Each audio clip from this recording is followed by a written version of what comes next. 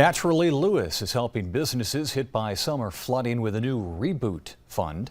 Nearly a dozen businesses will get the help from $90,000 in that fund. Half of it raised through the community, then matched by the Lewis County Development Corporation. It won't cover all of the damages that some businesses suffered, but it could cover just over 50% of qualified expenses. The aftermath of the storms certainly keeping Naturally Lewis busy and helping the business community. At one point, staff was spending, over 50% of their time just focused on the businesses who were affected and really just being there for them. It wasn't just about the funding with us. It was more like we need to be there for the people, for the business owners that are just going through so much right now.